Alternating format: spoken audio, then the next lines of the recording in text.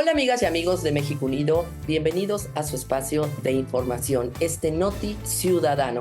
Y antes de pasar a las noticias, les pedimos por favor que le piquen aquí abajo a la campanita y también se suscriban a nuestro canal, nos pongan un like, nos ayudan muchísimo, hacemos este esfuerzo para ustedes y además que nos ayuden a compartir. Pues bueno, agradeciéndoles, comenzamos. La Suprema Corte de Justicia de la Nación analizará si ejerce su facultad de atracción para conocer amparos promovidos en contra de la reforma judicial y se fijen los criterios que deben seguir los tribunales federales en este tema. La ministra presidenta, Norma Piña, admitió 6 solicitudes de ejercicio de atracción que ingresaron tribunales colegiados de San Luis Potosí y Chiapas para que el próximo tribunal fije criterios sobre la reforma judicial y resuelva si son procedentes las suspensiones en su contra. Las solicitudes fueron turnadas a los ministros Alberto Pérez Dayán y Javier Lainez Potisek, así como a las ministras Lenia Batres Guadarrama y Yasmín Esquivel Moza. El pasado 5 de noviembre, el Pleno de la Suprema Corte desestimó 5 acciones de inconstitucionalidad promovidas por partidos políticos en contra de la reforma, luego de que no se alcanzaran los 8 votos necesarios para aprobar el proyecto que presentó el ministro Juan Luis González Alcántara Carrancá. Y ustedes saben que gobernar a base de ocurrencias sale muy caro para un país.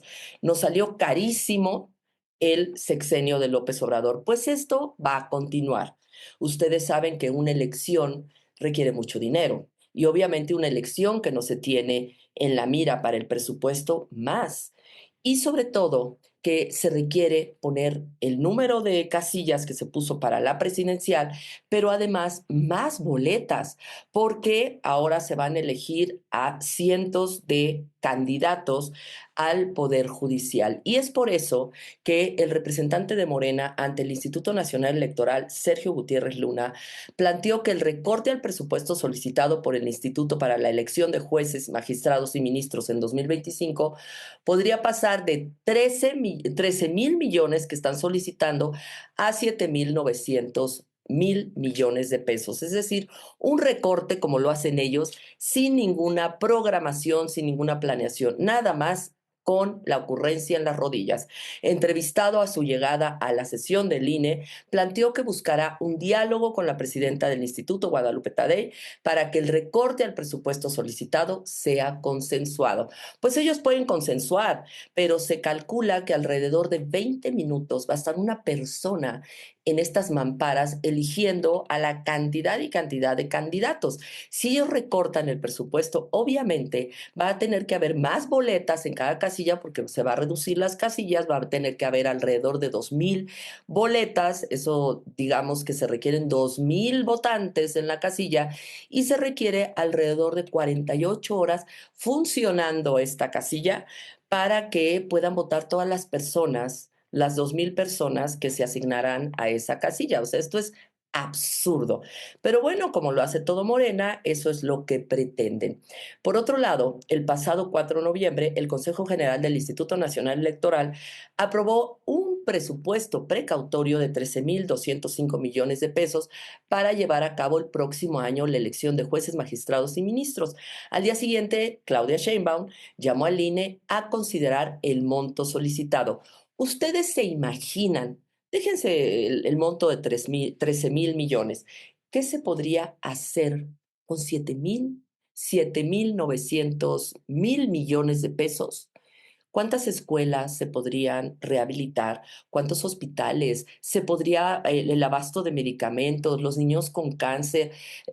Justamente todos los programas que se pretenden recortar del presupuesto de salud, del presupuesto a las universidades. Imagínense todo lo que se podría hacer con este dinero. Pues no, hay que cumplir con los caprichos de López Obrador. Esa siempre ha sido la prioridad. Y bueno, como parte de las prioridades de López Obrador, y ya sabemos que los testaferros, los que están actuando para que los caprichos de este señor continúen, porque pues le deben todo, le deben el puesto, le deben que han seguido en el poder, que son Adán Augusto y Monreal, ellos hicieron posibles brincándose a la presidenta, que pues cada vez nos damos cuenta que no es ella la presidenta, sigue siendo López Obrador, que tiene a estos dos testaferros que están moviendo todos los hilos para que los caprichos sigan pasando, y en este caso fue que Rosario Piedra Ibarra continuara al frente de la CNDH por otro periodo, a pesar de que presentó una carta falsa de recomendación, a pesar de que fue la peor evaluada, pero ha sido la mejor cómplice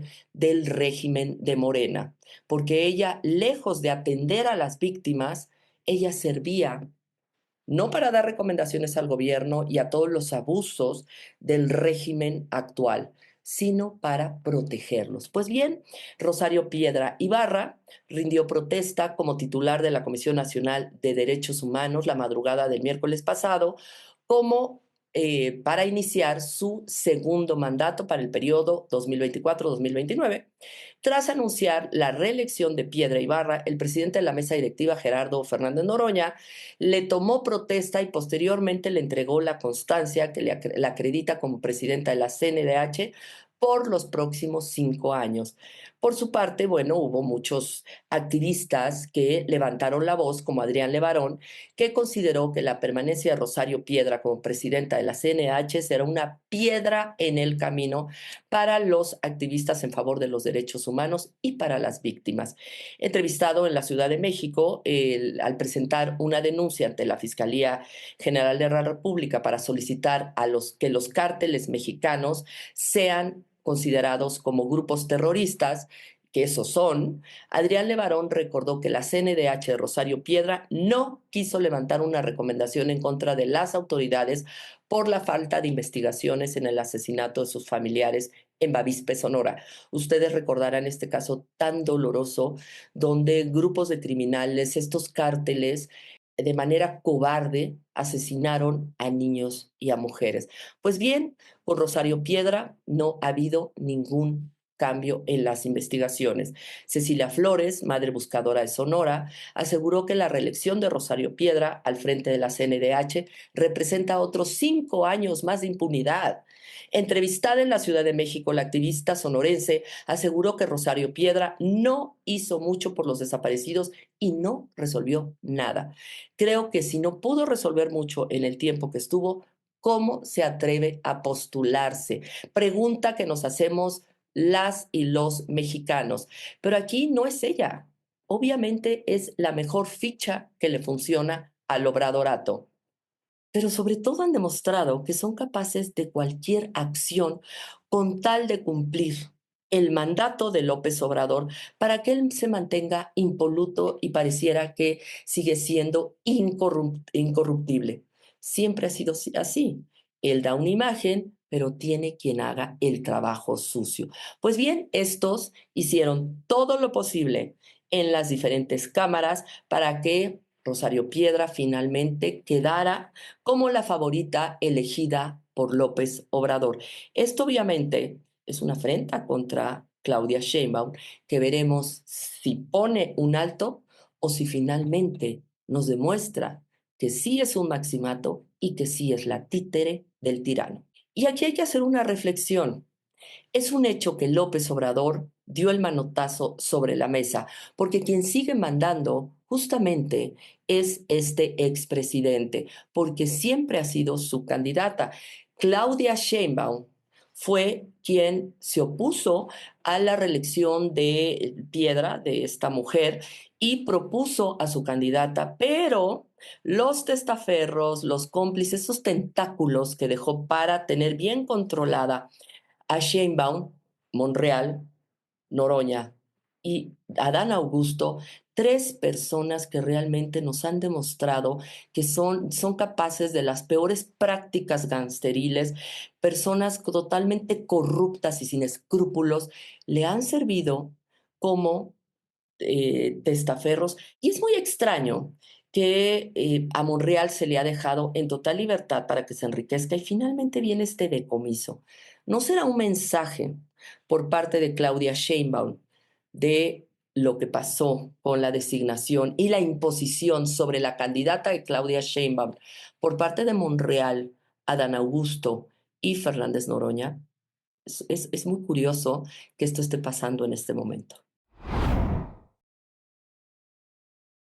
Y bueno, nosotros hemos estado evidenciando todas estas corruptelas, todas estas complicidades, pero no habíamos escuchado por parte de Estados Unidos que estuvieran realmente preocupados por lo que estaba pasando con México y López Obrador y todas estas complicidades evidentes, no solo con el crimen organizado, sino también los avances de la militarización, de la destrucción progresiva de las instituciones y también de los equilibrios. Finalmente, y yo creo que tarde, porque lo pudo haber hecho en el sexenio López Obrador, pero bueno, el embajador de Estados Unidos en México, Ken Salazar, aseguró que la estrategia de abrazos, no balazos, que es evidente que no funcionó, esta estrategia implementada por el presidente López Obrador en materia de seguridad, así lo dijo, no funcionó. Pero insisto, esto ya ni al caso. En conferencia de prensa, el representante diplomático del presidente de Estados Unidos en México criticó además que el gobierno mexicano niegue la magnitud del problema de seguridad que se vive en el país y consideró que la austeridad implementada para seguridad no ayuda a resolver los problemas de violencia y aseveró que México no puede utilizar la austeridad republicana, un concepto creado por López Obrador cuando se trata de el tema de seguridad. En este sentido, Salazar lamentó que el gobierno anterior encabezado por López Obrador haya pausado la inversión de Estados Unidos en México para la cooperación en temas de seguridad. Pues obviamente López Obrador, con las complicidades con el crimen organizado, a quienes ha entregado el país como pago de favores de campaña, por todo el pago de campaña que le han brindado estos cárteles, pues definitivamente tenía que pausar todo, que no los dejara trabajar. Y también, por su parte, el Departamento estadounidense de Estado respaldó a Salazar diciendo que hay trabajo por hacer. En rueda de prensa, el vocero del Departamento de Estado, Vedant Patel, fue cuestionado sobre los dichos de Salazar. Y este dijo a su vez, el embajador Salazar fue muy claro en que todavía hay trabajo por hacer, que este trabajo es muy importante. La cooperación en materia de seguridad entre México y Estados Unidos sigue siendo prioridad de seguridad nacional para nosotros. Pues bueno, han sido muy negligentes por parte del gobierno de Joe Biden, en donde lo acariciaron, fueron condescendientes, incluso Ken Salazar era parte importante de los cercanos a López Obrador, tenía derecho de picaporte. Claudia Sheinbaum ahora le ha puesto un alto, le ha puesto límites, pero es de extrañar, porque hasta ahora, con el presidente que ya se fue, López Obrador, ahora hace estas declaraciones que definitivamente tienen poco o nulo impacto.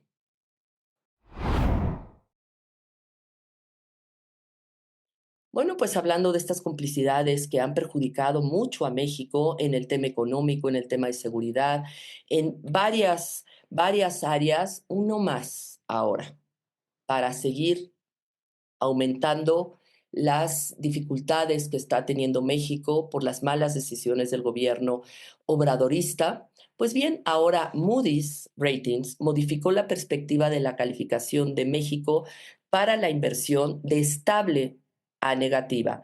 Esta acción se debe a la percepción de debilitamiento de la formulación de políticas y un entorno institucional que corre el riesgo de socavar los resultados fiscales y económicos. Así lo indicó Moody's Ratings. También explicaron que el deterioro en la asequibilidad de la deuda y la mayor rigidez del gasto público dificultan la consolidación fiscal. Esto tras el aumento del déficit público observado entre el año de más de 5% del PIB. En este sentido, argumentó que a pesar del compromiso de reducir el déficit fiscal en los próximos años, esto se ve limitado a consecuencia de una serie de reformas implementadas o anunciadas por el actual gobierno. En este último punto, sostuvo que hay riesgos en la reciente reforma aprobada contra el Poder Judicial y dijo que tiene el potencial de alterar materialmente los controles y equilibrios, así como el entorno operativo empresarial en el país.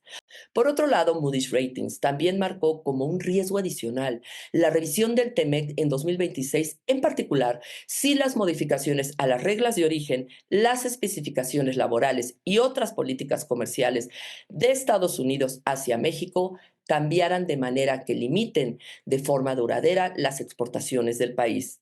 Ante toda esta información, Sheinbaum, desde la ignorancia total, contestó: esas calificadoras están orientadas a evaluar a partir de un modelo económico. O sea, sigue exactamente igual la línea de López Obrador, descalificando, minimizando el problemón económico en el que están llevando al país. En verdad es muy lamentable, pero nosotros como sociedad civil debemos evidenciar y sobre todo no solo no callarnos, sino también empezar una estrategia de información que nos ayude a que finalmente esos 66 millones que no votaron por ellos, reaccionemos, reaccionemos para ponerles un alto. Y bueno, como parte de estos grupos criminales, corruptos, que se han apropiado del poder y que no solo, bueno, cuando menos los priistas eran corruptos, algunos, no podemos generalizar, que fue lo que finalmente logró la narrativa López Obrador para criminalizar todo el ambiente político. Bueno, pues en este caso, ahora los que llegaron no solo son muy corruptos, han logrado sobrepasar cualquier expectativa de corrupción, sino además son ineptos, son ignorantes y son gángsters que son capaces de cualquier acción con tal de mantenerse en el poder. Y bueno, no está exenta la ministra Burra, que le dicen la ministra Burra, que en verdad vemos cantidad de evidencia cuando la ministra presidenta la pone en su lugar por su terrible ignorancia. Es una mancha, es una vergüenza para la Suprema Corte de Justicia. Bueno, pues en esta ocasión la volvió a hacer y fue evidenciada porque utilizó recursos públicos de la Suprema Corte de Justicia de la Nación. Ya ven que se quejan, que gastan mucho, que se les paga mucho y que además tienen un fideicomiso. Pues esta señora se sirvió con el cucharón grande para asistir a eventos donde se defendió la reforma judicial impulsada por Morena. Es más, fue a hacer campaña para destruir al Poder Judicial. Ella, desde dentro del Poder Judicial. De acuerdo con información obtenida por Latinos vía transparencia, Batres presentó ante la Corte informes de la Comisión de Gasto por una serie de viajes que realizó a diferentes estados. Las fechas de julio y agosto son en las que viajó y además presentó para que le pagaran estos gastos tanto a ella como a su asistente. Aquí el video de Latinos donde nos detalla todo lo que esta señora hizo. La ministra Lenia Batres Guadarrama utilizó recursos públicos de la Suprema Corte de Justicia de la Nación para asistir a eventos en defensa de la reforma judicial que impulsó Morena. Información solicitada por Latinos vía Transparencia revela que Batres viajó 6 veces en julio y 2 en agosto a ciudades en donde la ministra apareció en diversos foros acompañada por funcionarios y legisladores morenistas. Las fechas y destinos en los reportes que la ministra entregó a la Corte coinciden con las fotografías y publicaciones que Batres realizó en sus redes sociales y con las notas periodísticas que hablan de su presencia en los foros. En sus informes de comisión, Batres dijo que salió de la Ciudad de México para acudir a foros académicos e informativos, pero ocultó que entre estos había eventos organizados por simpatizantes de Morena y que se trataban de la reforma judicial. En un periodo de 45 días, estuvo en San Luis Potosí, Guanajuato, Durango, Zacatecas, Motul, Monterrey, San Cristóbal de las Casas, Oaxaca, Tijuana, Mexicali y La Paz. Ahí asistió a eventos desde los cuales Morena realizó una férrea defensa de la reforma judicial que diseñó e impulsó el expresidente Andrés Manuel López Obrador. El 17 de julio, participó como ponente en un coloquio organizado en el Congreso de Nuevo León por la bancada de Morena. El día 26, Estuvo en Guanajuato y 3 días después en Durango y Zacatecas para asistir a eventos de la reforma judicial convocados por legisladores de Morena. En Guanajuato, Batres presumió la invitación hecha por la senadora Malú Micher para hablar en favor de la reforma judicial. En Mexicali, acompañó a la alcaldesa morenista Norma Bustamante Martínez para promover la reforma de López Obrador, mientras que el 24 de julio estuvo en Motul, Yucatán, en un acto organizado por el diputado morenista Jorge Sánchez. En ese viaje, también se reunió con Joaquín Díaz, quien ganó la gobernatura de Yucatán con Morena. En San Cristóbal de las Casas, Tijuana y Oaxaca, participó en foros para la reforma al Poder Judicial convocados por diversos actores, entre ellos Morena. Los documentos de la Corte muestran que Batres no viajó sola. Se hizo acompañar de Eduardo Murillo Torres, un funcionario que es parte de su oficina, a quien también se le pagaron viáticos como pasajes de avión. En total, entre ambos gastaron casi 160,000 pesos con cargo a la Suprema Corte. Además, el Comité de Transparencia reservó por seguridad nacional la información relativa a las facturas y comprobantes de gastos de la ministra. Y no sé si muchos de ustedes se enteraron que esta semana se presentó el presupuesto para el gasto del 2025 y en verdad los recortes son criminales. Se recortó lo más esencial, educación y salud. Los sectores más vulnerables nuevamente vuelven a ser los más afectados, en donde pues las personas más pobres acuden a los centros de salud y también a las universidades y a las escuelas públicas, mismas que estas cada vez van en deterioro. No que primero los pobres, pues bien, eso no es verdad, ya que por ejemplo en salud la dejaron en los huesos para el presupuesto 2025. Esta secretaría se desmantela y pasaría de contar, escuchen ustedes, de 101,000 millones del presupuesto 2024 que de por sí ya venían con muchísimas carencias, solo basta darse una vuelta, cómo tienen a los enfermos tirados en los pasillos, no hay medicamentos, vaya, no hay ni siquiera, no hay camas, no hay los medicamentos más básicos, bueno, de 101,000 millones. Recortaron a 66,000 millones, un recorte de 34,000 millones de pesos, es decir, 34% menos de recursos, cuando se les debió de haber triplicado el presupuesto para poder atender a los más vulnerables. Pues bien, aquí surgen las preguntas a estos propagandistas, a este régimen que es realmente cruel, porque los otros sexenios antes de López Obrador se preocupaban por la salud. Pues bien, ¿cómo vamos a recuperar las coberturas de vacunación que antes se daban en todas las regiones del país? Y México era un ejemplo de vacunación del primer cuadro, el primer cuadro de vacunación para los niños recién nacidos y en las primeras etapas de vida. Eso desapareció con López Obrador y surgieron enfermedades que ya estaban erradicadas, pero poco se habla de esto porque a los que más afecta es a las personas más vulnerables. Por otro lado, ¿cómo se implementará el programa de salud casa por casa que había en los gobiernos anteriores a López Obrador? Y también su programa para las mujeres embarazadas que recibían un seguimiento médico, que era de los grandes orgullos del sistema médico antes del régimen de López Obrador, pero muchos no lo saben. También cómo van a reducir el porcentaje de niños y niñas con obesidad infantil que antes sí se atendía. ¿Cómo se atenderá la diabetes y la hipertensión? Como lo prometieron en campaña. La Secretaría de Salud podrá ayudar a resolver el desabasto de medicamentos que fue criminal en el sexenio López Obrador. Todavía no se mide las repercusiones en la gravedad de las enfermedades o en la muerte que fueron consecuencia de la falta de medicamentos, muchos de ellos niñas y niños con cáncer.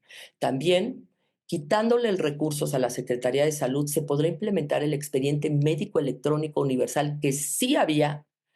El IMSS Bienestar no tiene la capacidad ni facultades para suplir a la Secretaría de Salud. También otra cosa criminal fue el presupuesto para cultura. Tuvo un recorte del 30%. Nuevamente, recortes sin ninguna planeación. El más bajo, o sea, tienen el presupuesto más bajo desde la creación de la Secretaría de Cultura. El paquete económico contempla recursos por 12,081 millones de pesos para cultura. Insistimos, nunca jamás la Secretaría de Cultura, el impulso a la cultura, había visto semejante recorte, se había visto tan mermado. Narcoguerra en Sinaloa, 433 desaparecidos, 325 muertos y 300% de incremento de la inseguridad en este país y la población totalmente secuestrada. Nada los detiene, no hay datos de agosto y falta la primera quincena de noviembre en el estado gobernado por Rocha Moya. No para la ola de violencia en esta entidad y esta vez se hallaron 14 cuerpos de personas asesinadas, 10 de las cuales fueron localizadas en diversos puntos del municipio de Culiacán. Es por eso que el secretario de Marina, Raimundo Pedro Morales, se reunió con el gobernador de Sinaloa, Rubén Rocha Moya, para fortalecer la presencia armada en la entidad. Pues bien, ellos lograron la captura de Omar Félix Loaiza, el 8, o el Pelón, un presunto mando de los Chapitos que coordinaba sus ataques contra los mayos en la entidad. De acuerdo con las indagatorias oficiales, el también líder de la Chapiza en el estado de Sonora planeaba ataques con drones cargados de explosivos, por lo que su captura se programó como prioritaria. El gobernador Rocha Moya anunció que elementos de la Marina se van a sumar al operativo especial para brindar seguridad al Estado. Lleva semanas y semanas diciendo todo esto. Obviamente, él está entre los dos cárteles, bueno, no, entre los dos grupos, porque el cártel es el mismo, el de Sinaloa, pero se dividieron en dos grupos. Él está en medio porque ambos grupos apoyaron su campaña por todas las evidencias periodísticas y las investigaciones que se han hecho. Y finalmente el capturar a dos personas de estos grupos, pues es algo totalmente estéril, porque son como la hidra, cortan una cabeza y salen 7 más, en donde finalmente se van a fortalecer, pero tienen que hacer como si estuvieran trabajando y tienen que hacer como si tuvieran el control de un estado en el cual está en total ingobernabilidad, donde la población y obviamente todos los negocios y toda la vida cotidiana ha sido suspendida. Y hablando de estos criminales, porque no los podemos llamar de otra manera, corruptos de Morena que tienen secuestrado el poder ejecutivo, el legislativo y ahora ya se apropiaron del poder judicial, pues bien, todos estos personajes que se protegen entre ellos y además se lo deben todo al líder y son capaces de cualquier cosa con tal de seguir contando con su simpatía para poder seguir enriqueciéndose, pues ahora les platicamos del caso de los Monreal en Zacatecas. Ustedes saben que estas personas son una familia que tiene antecedentes muy humildes, siempre han sido servidores públicos, siempre han estado en puestos públicos y puestos públicos que impiden las cantidades que se pagan en estos puestos, que cualquier persona se vuelva millonaria, pero estos son de las familias más ricas de México. Ustedes pregúntense por qué. Obviamente no porque son muy honestos y justamente para que finalmente se puedan proteger, todos son iguales y van subiendo y escalando en el poder y una vez que llegan, pues entre ellos mismos van haciendo acuerdos para poder seguir en impunidad y no está exento, por supuesto, el caso de Monreal, que en Zacatecas aseguraron 14,5 toneladas de marihuana en una planta deshidratadora de chiles propiedad de los hermanos David y Cándido Monreal Ávila. Los elementos de la Sedena lograron hacer este aseguramiento, pero pues nos habla justamente de la diversificación de los negocios y no solo eso, tienen un cártel inmobiliario, casas, gasolinerías y bueno, ahora también nos damos cuenta que están en el negocio de la marihuana. Más allá de las muchas cejas levantadas, el gabinete anunciado hasta ahora por Trump, más lo que vendrá en el área económica comercial, sugiere que México tendrá que abrocharse el cinturón. Confirmado, Donald Trump nominó al senador latino Marco Rubio como secretario de Estado de los Estados Unidos, el cargo de mayor relevancia en el gabinete de Estados Unidos. Rubio es un duro, acérrimo enemigo de Nicolás Maduro, de Daniel Ortega y crítico feroz de López Obrador. Por eso hay unos analistas que dicen que van tras López Obrador, que Washington lo tiene en la mira. Y escuchen este video imperdible, esta intervención del futuro secretario de Estado, Marco Rubio, sobre el embargo a Cuba y sus reales consecuencias. Esto es contundente. Si ustedes aún creen en la propaganda del bloqueo por parte de Estados Unidos a Cuba, escuchen con atención lo que nos dice Marco Rubio. Because the fundamental question being put to us is, so the people of Cuba are suffering. The people of Cuba are going through a difficult economic time. I would argue that they've done so for 62 years. Why don't we get rid of the embargo? It would make life easier for them. And I want to address it. I want to address it especially to those that are not as familiar with this issue. First of all, let me begin by saying there are no American ships blockading Cuba, surrounding the island of Cuba.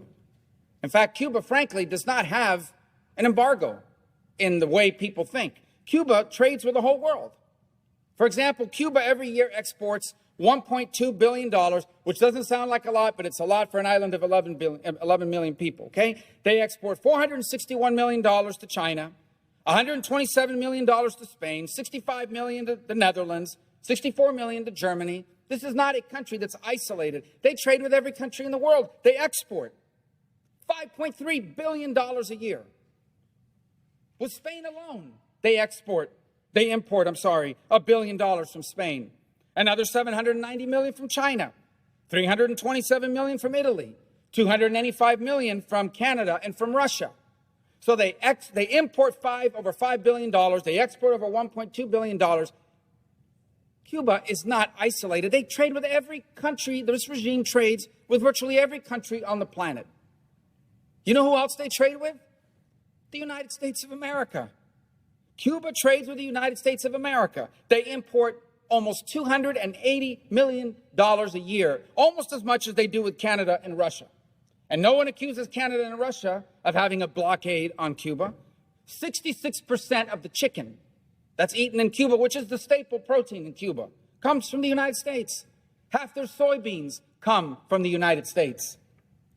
There is only one blockade in Cuba, and it is the blockade that this regime has imposed on its people.